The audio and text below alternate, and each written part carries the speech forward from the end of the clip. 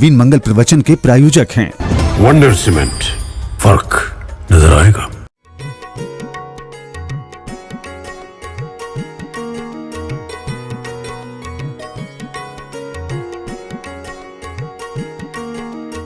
जनशलाकया चक्षुरुन्मीलितं येन तस्मै श्रीगुरवे नमः।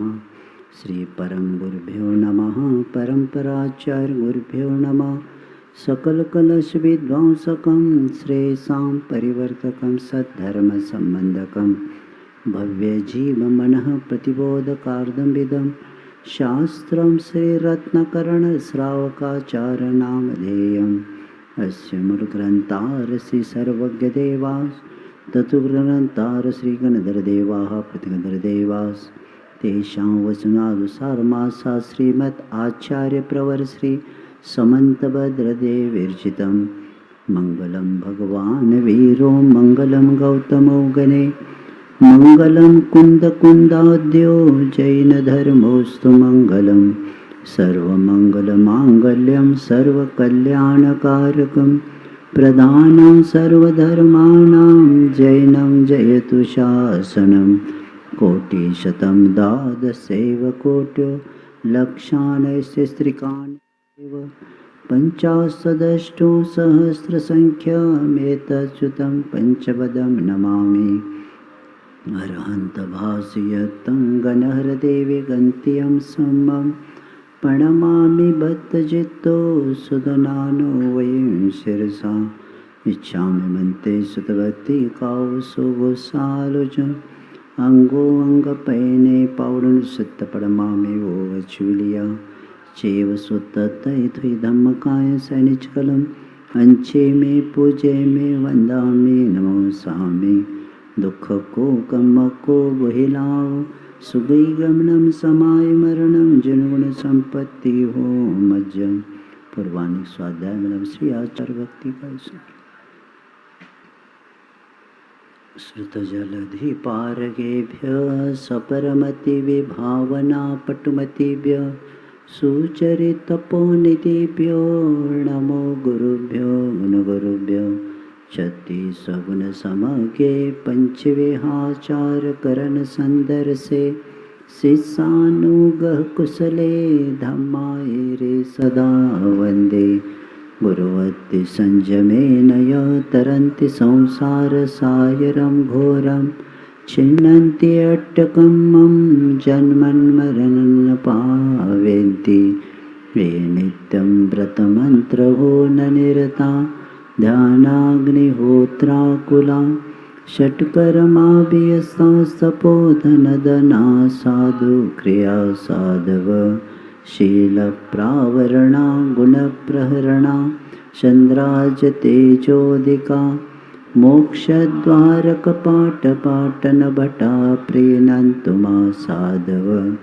गुरवः पान्तु नित्यं ज्ञानदर्शननायका चारित्राण गंभीरा मोक्षमार्गोपदेशका। इच्छामि वन्ते आर्यभक्ति कौसुसालोचन समणान समदंसन समचरितानं पंचविहाचारणम् आयर्याणम् आयारादिसुदनानो देशानो वज्झायाणं तिर्यनुगुणपालरयानं सवसावनं सैनिचकलम् अंचे में पूजे में वंदामि नमोसामि। दुख को कम को भैलाओ सुगई गमनम समाय मरणम जनगुण संपत्ति हो दमज्जम। नमः श्रीवर्धमानाय निर्धूतकलिलात्मने सालोकानां त्रिलोकानां यद्विद्यादर्पणायते।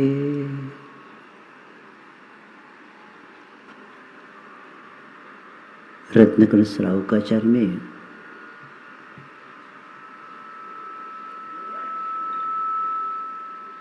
आचार्य समन्तभद्र मुनि महाराज संसार दुखमय है और दुख का कारण अपने अपने कर्म है। दुखों को प्राप्त कराने वाले कर्मों का निर्मूलन करना ही हमारे धर्म करने का आधार है एक। और इसीलिए आचार्य कहते हैं कि हमें सुख को प्राप्त करना है तो हमें पहला धर्म के मर्म को पहला समझ के लेना है, क्योंकि धर्म के मर्म को समझने वाला ही कर्म का हनन कर सकता है। और उसके लिए श्रद्धा हमारी परमार्थभूत होना चाहिए, श्रद्धा मिथ्या नहीं होना चाहिए। क्योंकि जो वीतराग भगवान के ऊपर, निर्ग्रंथ गुरु के ऊपर और सिद्धांत शास्त्र के ऊपर जो श्रद्धा होती है वह परमार्थभूत मानी गई हैं। और जो सरागी देव, परिग्रह से सहित गुरु और जिसका खंडन हो सकता है, ऐसे शास्त्र के ऊपर श्रद्धा करने वाला अपरमार्थभूत इन तीनों के ऊपर श्रद्धा करने वाला का श्रद्धा मिथ्या श्रद्धा होती है। और इसीलिए मूढ़ता का विषय चल रहा है। कल बताकर आए हैं कि वरदान की प्राप्ति की दृष्टि से अगर राग द्वेष से मलिन ऐसी देवी देवताओं की जो उपासना की जाती है, यही देव मूढ़ता कहा गया है। और इसीलिए राग और द्वेष ये दो शब्द इसलिए बताए हैं, जिसके पास राग द्वेष होता है वो देव हो ही नहीं सकते।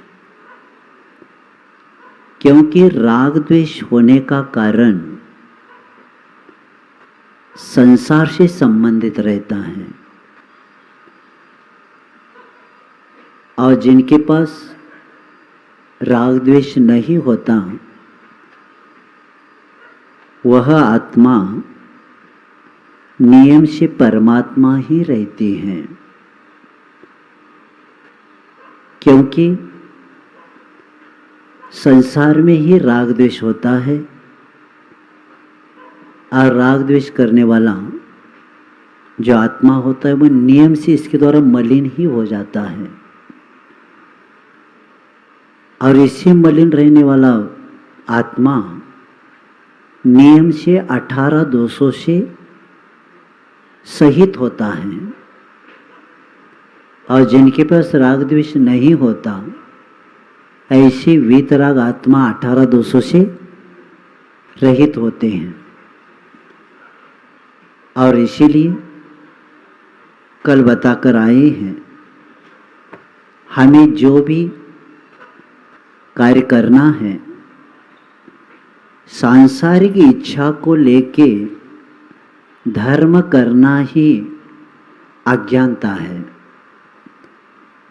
पुत्र की प्राप्ति हो, धन की प्राप्ति हो, मेरे अनुकूल हो, ये सब किस में आता है? ये सब मिथ्या में आता है। क्योंकि पूजा, पूज्य कौन और पूजा क्या होती है, इसका पहला ज्ञान अपने पास होना चाहिए। पूज्य कौन? जिनकी पूजा करने से हमारी आत्मा निर्मल होती है, पवित्र बनती है। और पूजा करने का फल क्या है? तो आचार्य कहते हैं पूजा का फल अंतःकरण की निर्मलता। और वंदे तद्गुण लब्धे, यही पूजा का हमारा लक्ष्य होना चाहिए। अब तद्गुण लब्धे ये शब्द ही बताता है कि हमें किसकी पूजा करना चाहिए। जिनके पास गुण हो उनकी पूजा की जाती है, क्योंकि इष्टोपदेश में आचार्य पूज्यपाद महाराज कहते हैं कि किसकी पूजा, किसकी सेवा, किसकी संगति, किसकी उपासना। अज्ञान तिमिर व्याप्ति मापा, यानी जो व्यक्ति जो चाहता है, बहुत अच्छा विषय दिया है वहां कि अज्ञानोपास्थिरम ज्ञानम ज्ञानम ज्ञानी समाश्रया ददातु यस्य अशाति सुप्रसिद्ध मिदम वच। आचार्य कहते हैं अज्ञानी की उपासना करेंगे तो अज्ञान मिलेगा, दुखी आत्मा की पूजा करेंगे तो दुख मिलेगा। भूखे के पास जाएंगे तो हम तो भूखे ही रहेंगे, निर्धन के पास जाएंगे तो आप निर्धन ही रहेंगे। जैसे धन चाहने वाला धनवान के पास जाता है, भूखा जहां रोटी मिलती है वहां जाता है, तो उसी तरह हमारे आत्मा अनंत काल से अज्ञान में रही है, तो हमें पहला ज्ञानी के पहला चरण में जाना पड़ेगा। तो ज्ञानी कौन? भगवान है, जिन्होंने अनंत चतुष्टय को प्राप्त किया, उनके पहला संगति करना पड़ेगा। क्यों करना उनकी? क्योंकि अनंत सुख भी प्राप्त उन्होंने किया है। जो आत्मा संसार में परेशान है उनके पास जाकर हम मांगेंगे तो क्या देगा? क्योंकि सुख दुख का प्रदाता कौन है? यानी कई लोगों की मान्यता है कि सुख करता दुख हरता, वो सुख देते और दुख हरते हैं। लेकिन जिनके पास हम कह रहे वो उनका दुख दूर हुआ है कि नहीं, किसने क्यों उनको जानता है। किसी ने भजन रचा दिया और सब जगह आवाज आने लगी, मैंने भी वैसे शुरू किया, लेकिन जिसको हमने सुख के करता है वही सुखी नहीं है, तो हमें सुखी क्या बनाए? क्योंकि जो भोजन कर रहा है वो सुखी है ही नहीं। 18 दोषों में पहला संबंध महाराज कहते हैं क्षुत पिपासा जरातंक, जिनको भूख लगती हो परमात्मा हो ही नहीं सकता।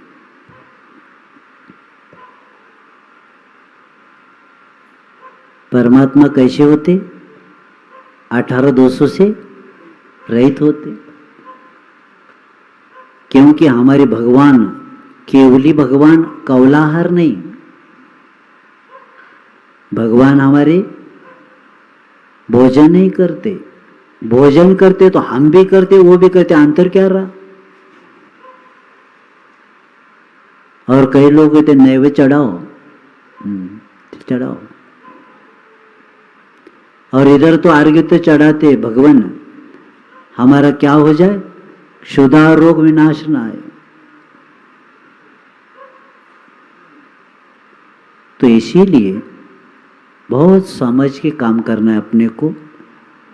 तो ये क्योंकि अमित गति आचार्य कहते हैं सुखश दुखश न कोपि दाता परो ददाति त कुबुद्धि रेशा अहम करोमिति व्रताभिमान स्वकर्म सूत्र ग्रंथि तो ही लोक।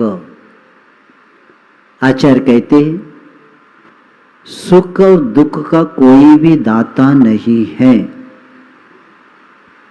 और देते ही कहेंगे ये हमारी को बुद्धि है। हमारी बुद्धि कैसे? को बुद्धि है। अहम करोमि, मैं करता हूं, ये भी वृथा अभिमान है। क्योंकि स्वकर्म सूत्र ग्रंथि तो ही लोक, अपने अपने कर्म से बंधी हुई हमारी आत्मा प्रत्येक की है। आपकी आत्मा, प्रत्येक जितने लोग यहां बैठे ना, प्रत्येक की आत्मा अपने अपने कर्म के द्वारा ही बंधी हुई है।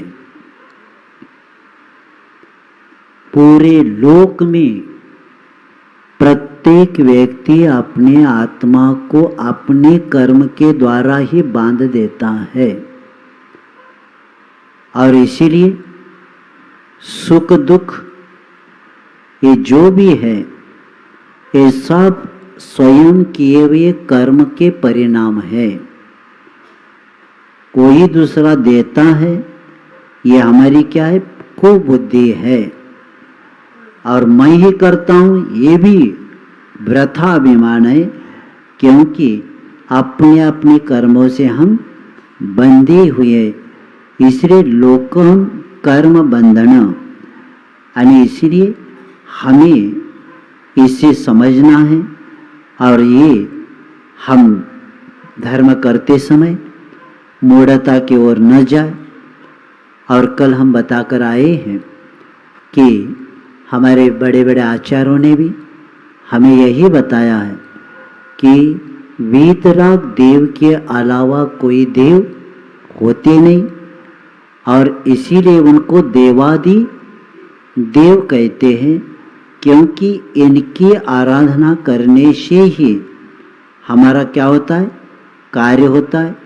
और इनकी आराधना करने के बाद जो हमारी कर्मों की निर्जरा होती है, क्योंकि जो भी हमें सुख आदि राज्य आदि मिलता है, क्योंकि शास्त्रों में बताया है कि ये जो भी मिलता है साता वेदनी के उदय से ही मिलता है। साता का उदय हो तो सब हमें मिलेगा, असाता में नहीं मिलता। इसीलिए साता का कारण क्या और असाता का कारण क्या, इसको भी हमें जानना पड़ेगा। क्योंकि भूत वृत्तानुकाम पादान सराग संयमादि योग शांति शौचमिति सद्वदेश्य, यानी साता वेदनी के आश्रव के लिए तत्वा सूत्र में उमा स्वामी महाराज कहते हैं, अगर आपको सुखी होना है तो आपको पहला साता के आश्रव के द्वार तो जानो।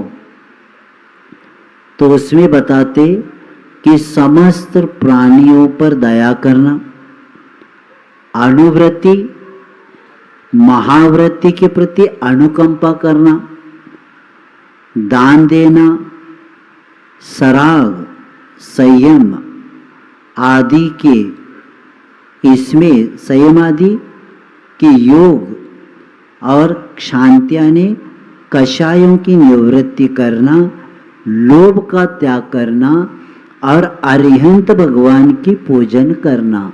इसके द्वारा क्या हो जाएगा? साता का आश्रय हो जाएगा। और जो असाता के कारण है कि दुख शोक तापाक्रंदन परिदेव नान्यात्म परोभय स्थानान सद्वदेश्य, तो जो परस्थ है, उभयस्थ है और आत्मस्थ है, यानी परस्थ और उभयस्थ दोनों में ही होने वाला दुख शोक है, ताप है, आक्रंदन है, वध है और परदेवन है, परिदेवन है, ये आसाता वेदनी कर्म के क्या है? आश्रव के कारण है। तो इससे बचेंगे तो कार्य होगा। इसीलिए कहा गया है कि उपासना करना है, लेकिन उपासना करने के लिए विवेक होना चाहिए। और विवेक को प्राप्त करने के लिए आगम का ज्ञान होना चाहिए, और आगम का ज्ञान होने के बाद ही व्यक्ति अपनी जो चर्या है वो विवेक से कर सकता है, पूज्य अपूज्य का उसको ज्ञान हो सकता है। तो इसीलिए कौन सा भी कार्य हो ऐसे समय, क्योंकि कई लोगों की मान्यता है कि घर में कई मंगल कार्य रहते हैं, तो कोई भी मंगल कार्य हो, या विवाह का हो, या जन्म का हो, या कोई भी कार्य हो, तो विवाह जात कर्मादो मंगलेषु खिलेषु च परमेष्टिन एवं न क्षेत्रफल कादय। शास्त्रों में बताया है कि जो जिस क्षेत्र में भी आपको कार्य करना है, तो वे कहते धर्म की श्रद्धा के साथ विवाह है, जात कर्म है, या और कोई भी कार्य हो, परमेष्टि के बिना, क्योंकि मंगल कौन है? अरिहंत मंगल, सिद्ध मंगल, साहू मंगल और केवरी प्रणीत धर्म मंगल। ये मंगल कार्य में ये चार मंगल के बिना पांचवा किसी को पूजना ही नहीं चाहिए, क्योंकि मंगल कार्य है। जैसे ये माताओं का यानी गर्भ कल्याण यानी गर्भ संस्कार भी होता है, उसमें भी वही मिथ्या मंत्रों का कुछ नहीं चलता, क्योंकि देवगति में ये विषय है ही नहीं, क्योंकि देवगति में गर्भधारण होता ही नहीं। देवगति में कई लोगों की मान्यता है, कई ये लोग क्या भरते हो, ओटी गोदी भरण, हाँ, और ये कहते हैं उनके पहला भरो देवी का,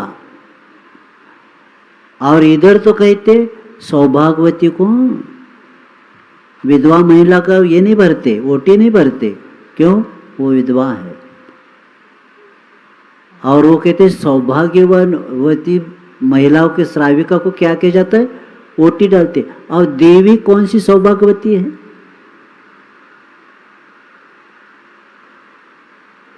देवगति में विवाह होता है क्या? पहला प्रश्न मेरा है।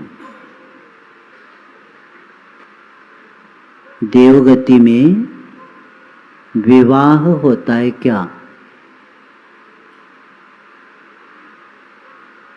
क्योंकि आप लोगों ने उसको सौभाग्यवती वर्ग के पहला उसकी ओटी भरते, बाद में ये महिला एक दूसरे में भरती है, प्रारंभ वहां से करते। पहले इसको लिख कर रखो, देवगति में विवाह होता नहीं, एक नियोग माना जाता है। और ये भी याद रखना, समझ लीजिए देव की आयु समाप्त हो गई और देवी की आयु है, ब्रह्मचर्य पालते क्या?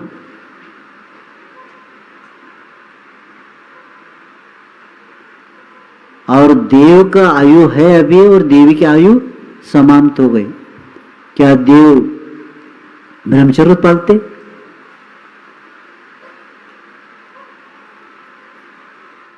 सब चलता है वहां। इसीलिए एक क्षण में भी ब्रह्मचर्य पाल नहीं पाते, असंयम सदा रहता है। ये हमारी माताओं को पता है ही नहीं, और माता के पीछे लगी हो। सौभाग्यवती कहते पहला ओटी भर दो, गोदी भर दो उनकी। इधर गर्भ संस्कार चल रहा है परिवार किसी का, और ओटी उधर भर रही, गोदी भर रही, तुम्हारी गोदी भर जाएगी। पंच पर अने मंगल यहां बताया है कि परमेष्टि के अलावा कोई भी मंगल कार्य होता ही नहीं।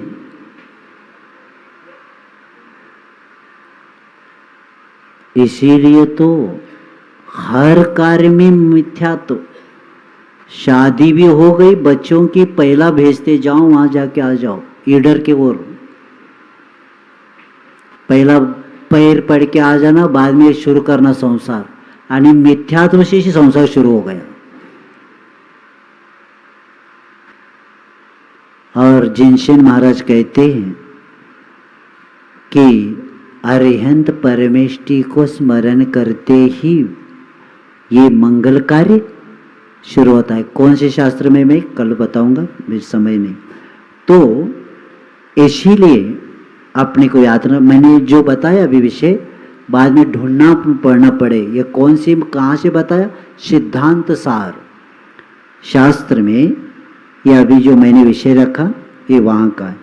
तो ऐसे देव अदेव और कुदेव राग द्वेष से मलिन, और आगे का कौन सा शब्द आया था, देवादिदेव। तो देवादिदेव किसे कहते हैं, वीतराग सर्वज्ञ हितोपदेश जिनेन्द्र भगवान को देवादिदेव कहते हैं। देवादिदेव क्यों कहते हैं उनको, इसलिए कहते हैं वो देवों के द्वारा वंदनीय है। किनके द्वारा, देवों के द्वारा। और वे देव इसलिए बताया है कि देवादिदेव ही यानी अरिहंत देव ही पूजनीय हैं। और ये बताते हुए मैं थोड़ा सा विषय इसलिए रख रहा हूँ कि ऐसे देवादिदेव की पूजा करना चाहिए, क्योंकि तिलय पन्नति में बताया है कि तिलय पन्नति में आचार्य कहते हैं कि सम्माइठी देवा पूजा कुवंती जिनवरान सया कम्मखय करण निमित्तम निभर भत्ये भरिधि माना। सम्यक दृष्टि देव कर्म क्षय के निमित्त से सदा मन में अतिशय भक्तिपूर्वक जिनेन्द्र भगवान की पूजा करते हैं। देवगति में जितने सम्यक दृष्टि देव है वो किनकी पूजा करते, वीतराग भगवान के ही करते हैं। और मिथ्या दृष्टि देव क्या करते हैं, तो वहां बताया मिच्छाइटी देवा निचम अंचंती जिनवर पैपडिया कुल देवताओं य किर भणंता अन्न गेहन वसेन। आणि मिथ्या दृष्टि देव अन्य देवों के संबोधन से ये कुल देवता है ऐसे मानकर नित्य जिनेन्द्र प्रतिमा की ही वंदना करते हैं। इसका अर्थ ये है मिथ्या दृष्टि देव भी पूजा करेगा, किसकी करेगा, जिनेन्द्र भगवान का ही करेगा, इसके अलावा किसके नहीं करते। आप देवगति के जो देव है उनके कुल देवता कौन है, जिनेन्द्र देव है। और आप जैन कुल में जन्मे हैं तो आपके कुल देवता कौन,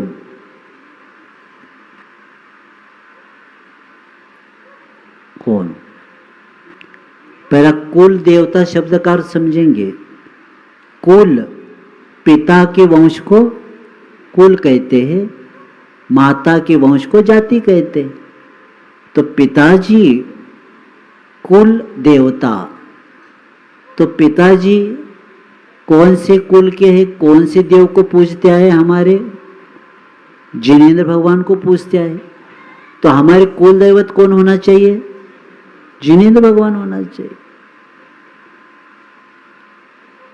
तो ये तिलोय पन्नति में बता के कहा है कि प्रत्येक, और भी मेरे पास विषय है क्योंकि कई लोगों की मान्यता है और कुल देवता के पीछे इन लोगों ने इतना धमाका मचा कर रखा है और हमारे भोले भाले श्रावक श्राविकाओं को कहाँ कहाँ तक पहुँचा दिया है।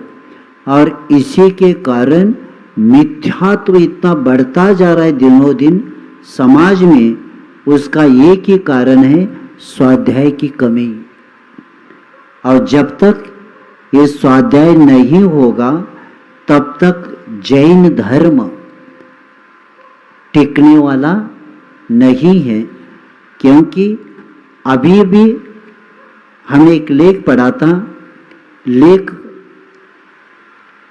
अखिल भारतीय दिगंबर जैन शास्त्री परिषद ने एक लेख निकाला है। इसलिए निकाला है कि उन्होंने भारत का एकमात्र कुल देवता मंदिर, मैं ये जो लेख आया है संस्कार सागर में आया है, 2012 का है। तो उसमें लिखा है कि भारत का एकमात्र कुल देवता मंदिर जैन गजट सोमवार 5 नवंबर 1912 पृष्ठ नंबर 13 पर प्रकाशित महाराष्ट्र के औरंगाबाद शहर में कर्णपुरा में दिगंबर जैन समाज के द्वारा 12 कुल देवताओं की एक स्थान पर स्थापना की गई। मैं ये शास्त्री परिषद के द्वारा जो निकाला है और उसका हेडिंग दिया है जैनागम पर एक कुटारा घात। और वहां लिखा है कि समाचार पढ़कर संपूर्ण विद्वत समाज आश्चर्यचकित रह गया। इससे जैन धर्म और संस्कृति का बहुत बड़ा नुकसान हुआ है। आगे भी कई दुष्परिणाम सामने आएंगे। कुल देवता की पूजा से जो प्राप्त करना चाहते हैं, क्या वह जिनेंद्र भगवान की पूजा से नहीं मिलता है? यदि कुल देवता ही सब कुछ वो करते हैं तो वीतराग भगवान की आराधना व्यर्थ हो जाएगी। और आचार्य समदभद्र मुनि महाराज के द्वारा सच्चे देव का स्वरूप बताया कि आप तो न छिन्न दोषेन सर्वज्ञ नागमेशिना भव्यतव्य नियोगेन नान्यता ह्याप्तता भवेत। आणि रत्नकन श्रावकचार में सच्चे देव की नियम से दोष से रहित सर्वज्ञ और आगम के स्वामी होना चाहिए, क्योंकि अन्य प्रकार से आप अर्थात सच्चे देव नहीं हो सकते। ये प्रश्न पूर्वक चिन्ह लगा दिया। लेकिन वंश परंपरा से पूजित देव को कुल देवता कहते हैं। अरविंद भगवान के बिंब को ही कुल देवता कहाँ है? जैनागम में कोई अन्य कुल देवता का निर्धारण नहीं है। और मिथ्या दृष्टि जीव अरिहंत का स्वरूप न समझकर उनकी पूजा परंपरा से करता है, अतः वे ही उन्हें कुल देवता मानते। जैसे हमने यति ऋषभ स्वामी उल्लेखित जो अभी तिलय पन्ने का बताया वही यहाँ दिया है।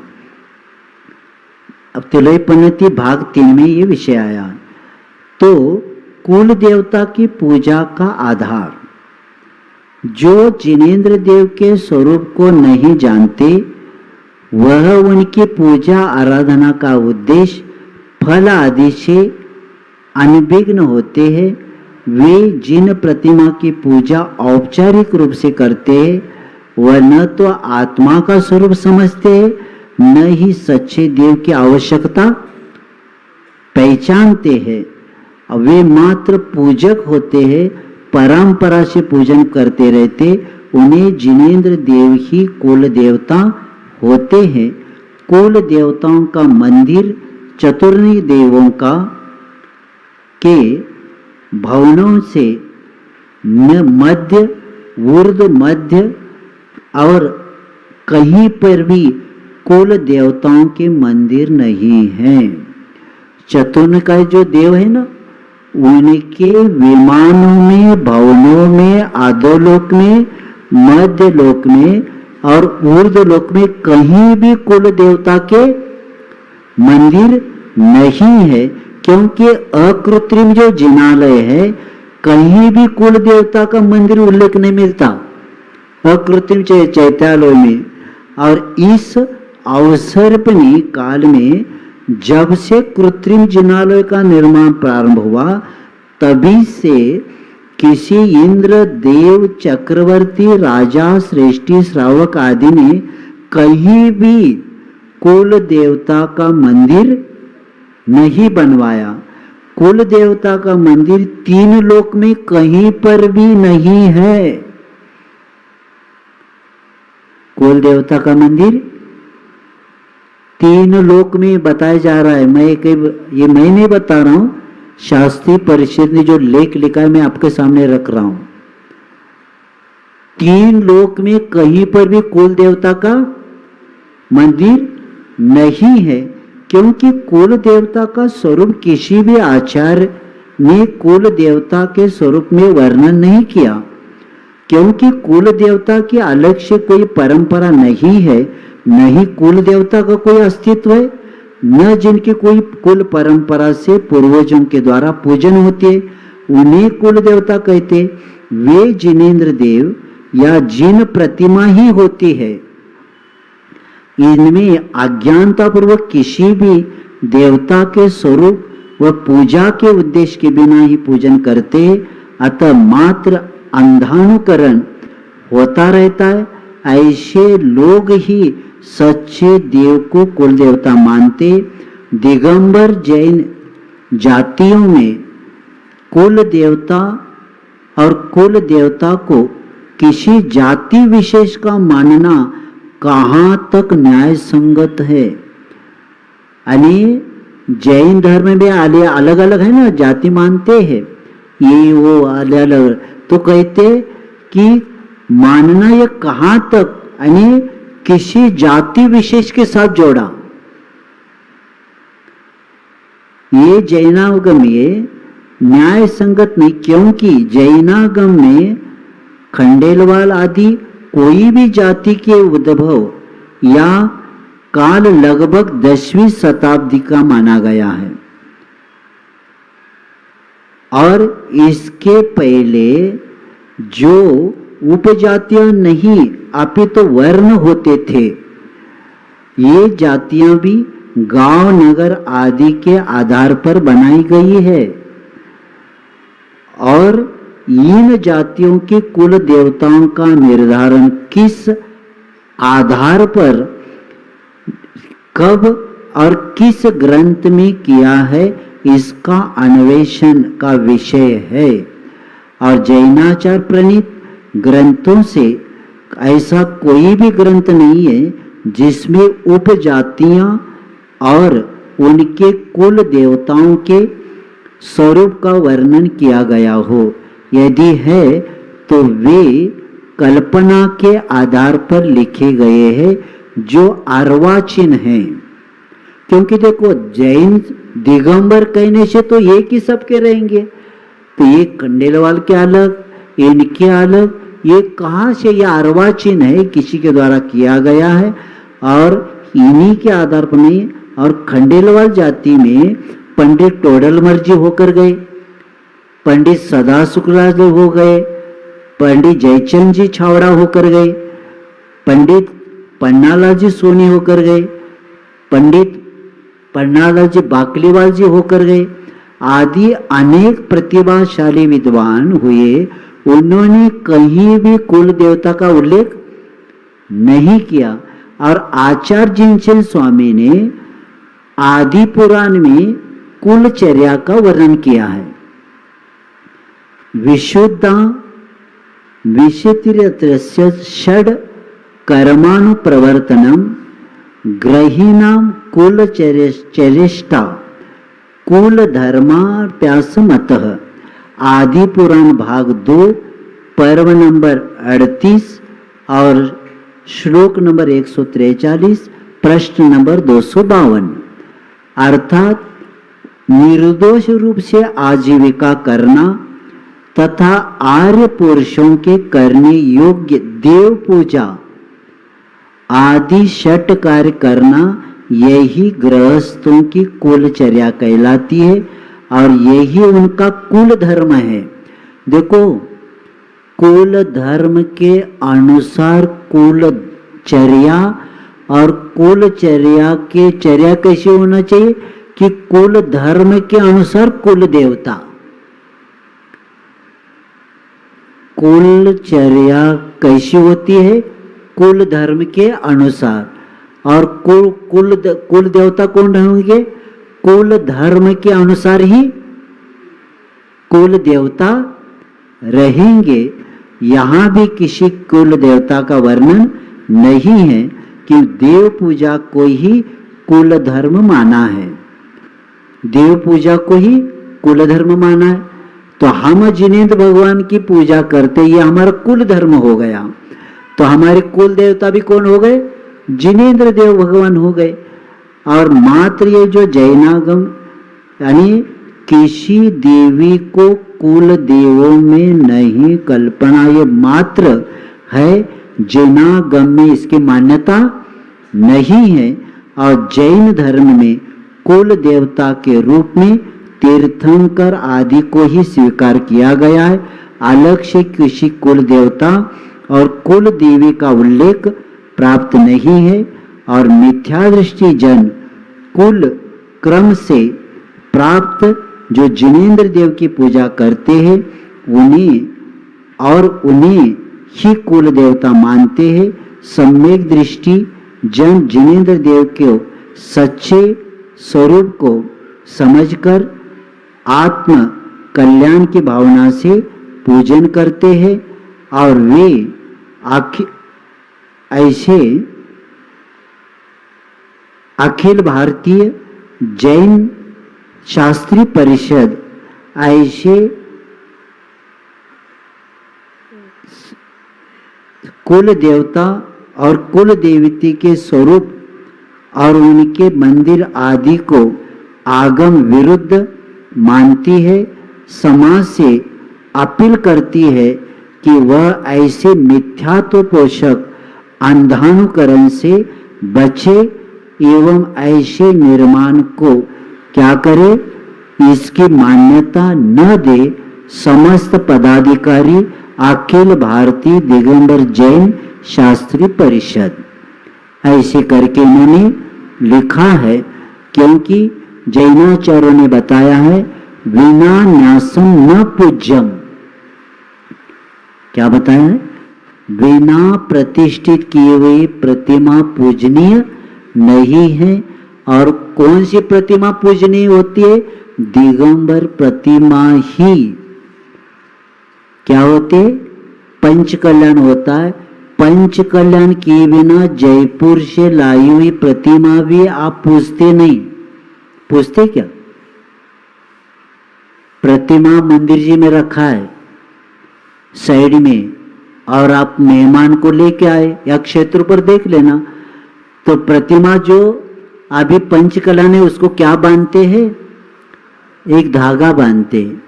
इसलिए बांधते हैं कि लोग इसके पैर न पड़े। इसका मतलब है धागा बांधा, इसका मतलब क्या है? इसका पंच कल्याण नहीं। जब धागा बांधी हुई प्रतिमा दिगंबर आप वंदनीय नहीं मानते। दिगंबर प्रतिमा पंच कल्याण नहीं हुआ तो आप पैर नहीं पड़ते। और जिनसे ऊपर से नीचे लदा हुआ है कपड़ा, उसकी पूजा की जा रही है और उनके पास जाप किया जा रहा है।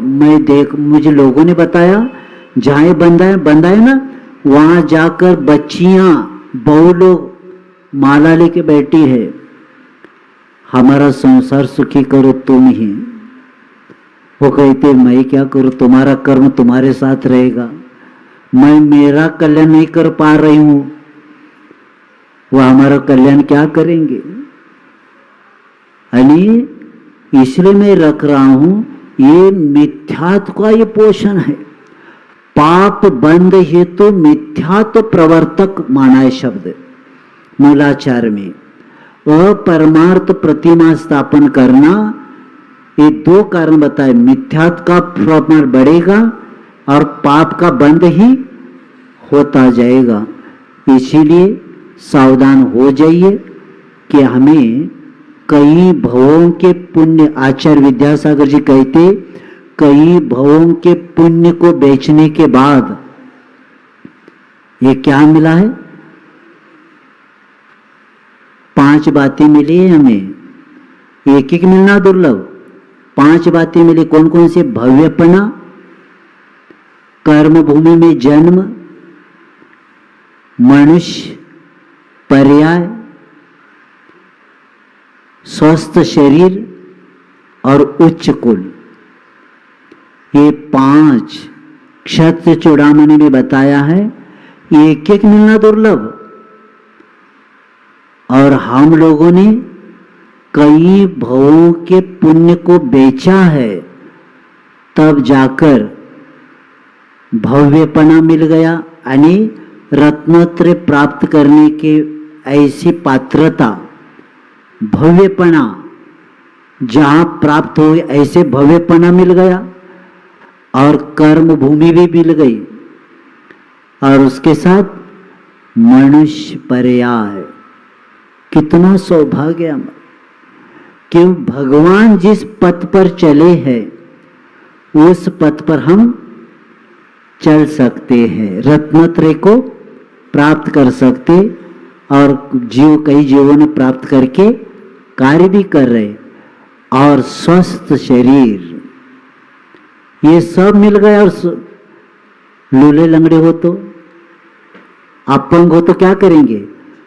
तो 8 अंग से सहित हमारा जन्म, स्वस्थ शरीर, और ये सब मिल गया, और उच्च कुल नहीं मिला तो क्या करेंगे?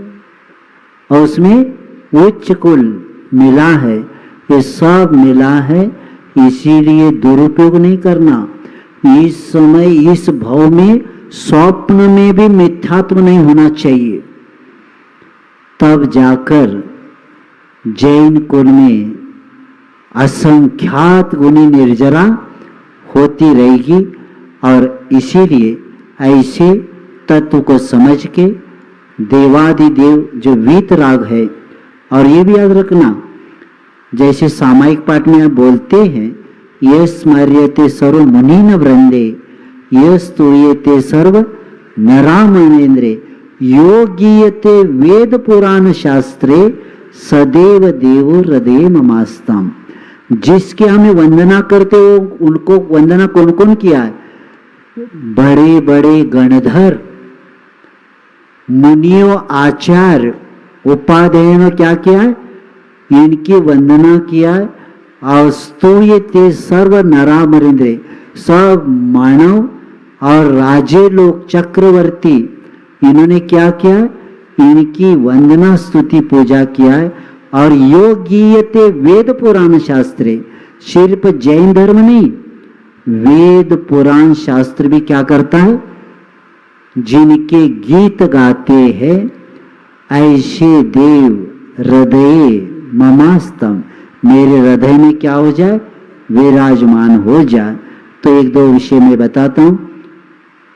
वेद में भी बताया है कि इस वीतराग के अलावा संसार में, क्योंकि अथर्ववेद है, यजुर्वेद है, और सब शास्त्रों में बताया है कि अथर्ववेद में बताते हैं कि ओम नमो अर्हतो ऋषभो, यजुर्वेद में बताते कि अथर्ववेद में ऋषभ देव का उल्लेख है कि प्रथम राजा होकर उन्होंने प्रथम मोक्ष मार्ग को बताया, ऐसे आया है। और यजुर्वेद में बताते हैं कि ओम नमो अर्हतो ऋषभो, मैं ऋषभ अरिहंत भगवान को नमस्कार करता हूँ।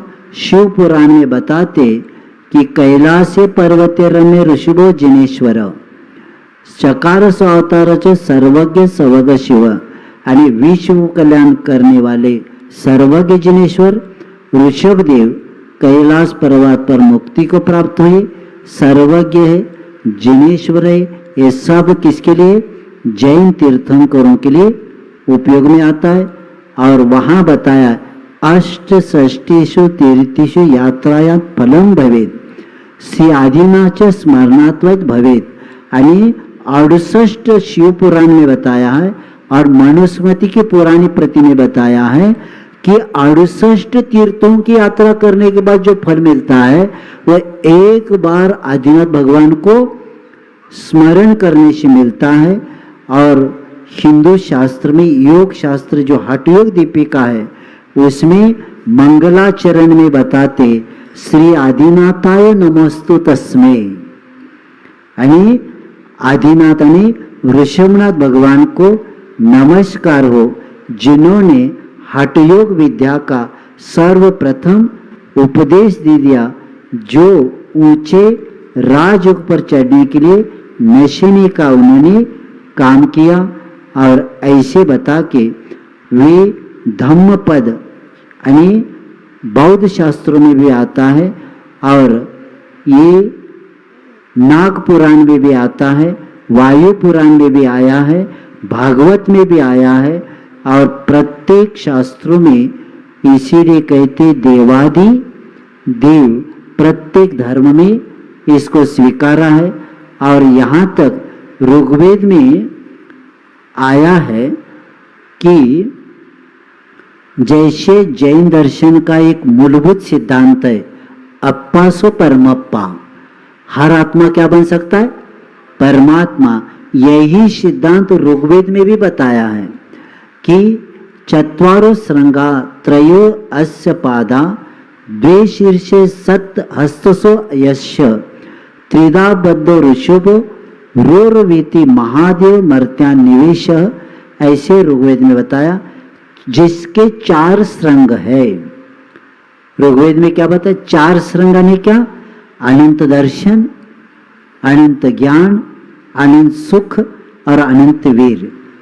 3 पाद, सम्यक दर्शन, सम्यक ज्ञान, सम्यक चरित्र। 2 शीर्ष, केवल ज्ञान और मुक्ति तथा मन वचन का इन तीनों योगों से बद्ध अर्थात संयत ऐसे ऋषभ है। उन्हीं ऋषभ देव की घोषणा है कि महादेव आणि प्रत्येक आत्मा में आणि महादेव आणि परमात्मा मर्त्या में निवास करता, अर्थात प्रत्येक आत्मा में परमात्मा निवास करता है, ऐसे वहाँ उल्लेख किया। और ऋग्वेद में के बारे में कि एक विद्वान स्वामी विरूपाक्ष वडियार पंडित ने कहा है कि जो उन्होंने कहा है कि ऋग्वेद में जितने भी ऋषभदेव ये शब्द आए हैं वे प्रथम तीर्थंकर रूप में वे ही ऋषभ यानी जैनों के प्रथम तीर्थंकर आदिनाथ के प्रति ऐसे आया है। तो इसीलिए यहाँ देवादिदेव शिल्प जैन धर्म में नहीं अन्य शास्त्रों में इसका उल्लेख बताया है। और संपूर्ण ऋग्वेद है, यजुर्वेद है, प्रभास पुराण है, शिव पुराण है आदि में भी उल्लेख आता है। इसलिए आप लोग सौभाग्यवान हैं कि ऐसे धर्म में जन्म होने के बाद ये देव मूढ़ता ये विषय बनना ही नहीं चाहिए। इसलिए नहीं बनना चाहिए कि महाराष्ट्र के संत होकर गए जिनका नाम ज्ञानेश्वर है, उन्होंने भी आदिनाथ गुरु सकळ सिद्धाचा आणि आदिनाथ ही ये गुरु है, इसके अलावा कोई गुरु नहीं है, ऐसे महाराष्ट्र के संत जिनका नाम ज्ञानेश्वर है उन्होंने भी लिखा। और ज्ञानार्णव में यानी योग शास्त्र के हिंदू शास्त्र में जहाँ जहाँ आदिनाथ शब्द जहाँ आता है वहाँ टीका में महादेव शिव ऐसा उल्लेख उन्होंने किया है। और वहाँ आदिनाथ के वहां कौन कौन सा टीका किया? आदिनाथ कौन? शिव। सर्वेशा नाथाना प्रथमो नाथ। सब नाथ में जो प्रथम नाथ यानी 24 तीर्थंकर जो नाथ है उसमें प्रथम नाथ यानी आदिनाथ भगवान को बताया है। और ऐसे बौद्ध ग्रंथ है, धम्मपद है, वायु पुराण में तो यहाँ तक बताया है कि ऋषभ पार्थिव श्रेष्ठ सर्व क्षत्रस्य पूर्वज यानी सभी नरोषों ने क्षत्रियों का पूर्व ऋषभ देव को कहा है। तो इसीलिए हमें ये जानना है कि जो देव देवादिदेव जो देव है इन्हीं के द्वारा अपना कार्य होने वाला है और इन्हीं की वंदना हमारा लक्ष्य रहेगा। और देव मूढ़ता में यही आचार बताते कि जो भी उपासना हम करते हैं उपासना का लक्ष्य कोई भी सांसारिक नहीं रहना, क्योंकि आचार्य आगे रत्न श्रावकाचार्य में कहेंगे कि कई लोगों की मान्यता है कि अन्य रागी की पूजा करने से मिलता है। तो समंतभद्र आचार्य कहते हैं कि देवादिदेव चरणे परिचरणम सर्व दुख निरहरणम कामदुहि कामदाहिनी परिचन यादाद्रतो नित्यम। आणि समंतभद्र आचार्य कहते कि देवादिदेव चरणे आणि जिनेन्द्र भगवान के पूजन करने से सर्व दुख निरहरणम दुखों का नाश होता है। कामदुहि कामदाहिनी यानी मनोकामना पूर्ण होती है, विषय वासना कम होती है। ये शब्द देख के जब व्यक्ति भगवान की पूजन करता है, आराधना करता है, स्तुति करता है, तब जो अंतःकरण में निर्मलता होती है वह निर्मलता होने क्या होता है? आसाता हमारा साता में संक्रमण होके हमारी कार्य की सिद्धि होती है। और इसलिए क्षत्र चूड़ामणि में कहा है कि देवादिदेव चरण ही का सामीप्य ही हमारी सर्व कार्य सिद्धि के लिए कारण है। तो ऐसे देव मूढ़ता में आचार्य कहते राग द्वेष से मलिन ऐसे उपासना करने से ये मूढ़ता में आता है, क्योंकि जो भी मिलता है अपने कर्मों के अनुसार मिलता है। और हमारा साता के उदय में सब होता है। असाता को साता बनाने के लिए हमें जिन शासन मिला है और हम वीतराग भगवान जैसे समंतभद्र महाराज जी ने एक बार बताया है कि वीतराग भगवान का लक्षण वीतराग सर्वज्ञ हितोपदेशी होते। और इसके विपरीत जो है राग द्वेष मलिन, जो खुद मलिन है, जो खुद दुखी है, वह हमें सुखी नहीं बना सकती। जबले पंच परमेष्ठी भगवान की जय। नित्य नवीन मंगल प्रवचन के प्रायोजक थे वंडर सीमेंट, फर्क नजर आएगा।